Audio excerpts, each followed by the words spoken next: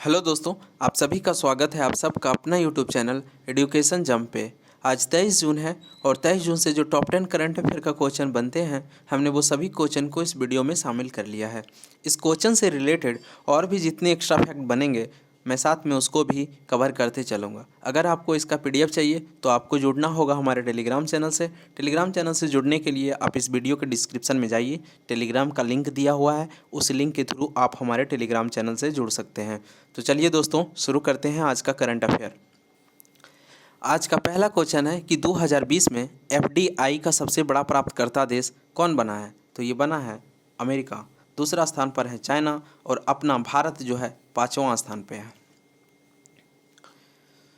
FDI का मतलब प्रत्यक्ष विदेशी निवेश। कहने का मतलब है कि किसी एक देश का कंपनी दूसरे देश में किया गया निवेश, यही कहलाता है FDI। मतलब FDI का फुल फॉर्म होता है foreign direct investment. FDI basically दो प्रकार के होता है, एक होता है ग्रीनफील्ड निवेश, दूसरा होता है पोर्टफोलियो निवेश। तो समझते हैं ग्रीनफील्ड निवेश क्या होता है। इसका मतलब होता है कि दूसरे देश में एक नई कंपनी की स्थापना की जाती है, और पोर्टफोलियो का मतलब होता है कि इसके अंतर जिस देश में निवेश करना होता है वहाँ की कंपनी के शेयर को खरीद लिए जाते हैं या तो उस देश की कंपनी का अधिग्रहण कर लिया जाता है। अमेरिका के बारे में कुछ जान लेते हैं। अमेरिका उत्तरी महाद्वीप में है और अमेरिका की जो राजधानी है वो है वाशिंगटन DC। मुद्रा है अमेरिकी डॉलर और 46वें राष्ट्रपति जो बने हैं अभी हैं वो जो बाइडेन। उपराष्ट्रपति हैं कमला हैरिस। अमेरिका स्पेस एजेंसी का नाम है नासा। आप याद रखिएगा, नासा का फुल फॉर्म अक्सर एग्जाम में पूछे जाते हैं, तो नासा का फुल फॉर्म याद रखिएगा national aeronautics and space administration. और इसका स्थापना भी याद रखिएगा डेट के साथ, वो 29 जुलाई 1958। अमेरिका की संसद का नाम है कांग्रेस। वाशिंगटन DC जो पोटोमेक नदी के किनारे स्थित है, और अमेरिका की जो घास का मैदान है वो कहलाता है प्रेयरी। दूसरा क्वेश्चन है कि भारत किसके साथ किया हिंद महासागर में द्विपक्षीय नौसैनिक का अभ्यास? वो किया है जापान के साथ। जापान का प्रमुख 4 द्वीप है, उसको याद रखिएगा, वो है Kyushu, Shikoku, Honshu, Hokkaido. Japan की राजधानी किस द्वीप पे है? अक्सर एग्जाम में पूछे जाते हैं कि जापान की जो राजधानी टोक्यो है वो किस द्वीप पे स्थित है, तो आप याद रखिएगा वो है होन्शू द्वीप पे। अमेरिका के द्वारा जापान पर जो बम गिराया गया था 6 अगस्त 1945, ये डेट याद रखिएगा, हिरोशिमा पे गिराया गया था। उस बम का नाम था लिटिल बॉय।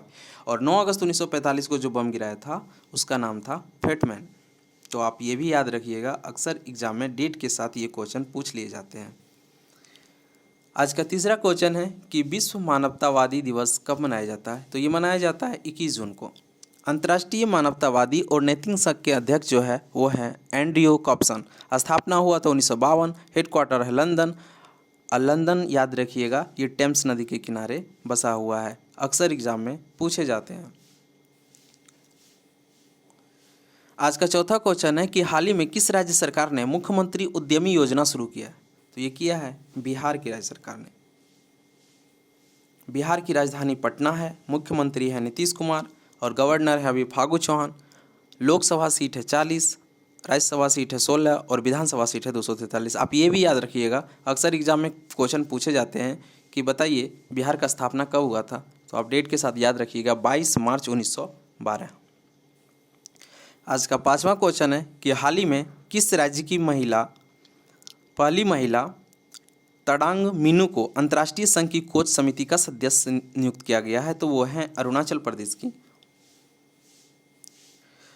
आज का छठा क्वेश्चन है कि एयरटेल ने भारत में 5G नेटवर्क समाधान के लिए किस कंपनी के साथ साझेदारी करी है? तो किया है TCS के साथ।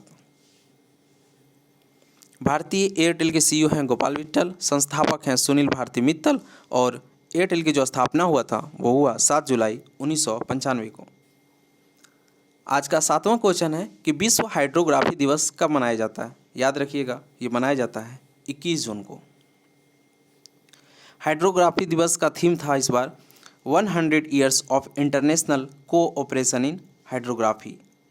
महासचिव हैं इसका माथियास जोनास और मुख्यालय है इसका मोनाको। आज का आठवां क्वेश्चन है कि the 7 since of being a mother पुस्तक जो लॉन्च हुई है इस पुस्तक का किसने लिखा है? तो ये लिखी है ताहिर कश्यप खुराना। याद रखिएगा, बहुत इम्पोर्टेंट पुस्तक है ये। आज का 9th क्वेश्चन है कि स्विस बैंक में जमा धन के मामले में भारत का रैंक क्या है? तो आप याद रखिएगा, रैंक है उसका 51। और आज का अंतिम क्वेश्चन है कि गुरु प्रसाद मोहपात्रा, जिसका हाल ही में निधन हो गया, केंद्र सरकार के किस विभाग में एक शीर्ष नौकरशाह के रूप में कार्यरत थे? तो वो थे उद्योग और आंतरिक व्यापार विभाग। तो चलिए दोस्तों, आज का करंट अफेयर को यहीं पे समाप्त करते हैं। अगर हमारा वीडियो आपको पसंद होता है तो वीडियो को लाइक कीजिए और हमारे चैनल को सब्सक्राइब कीजिए और अपने दोस्तों के साथ शेयर करें।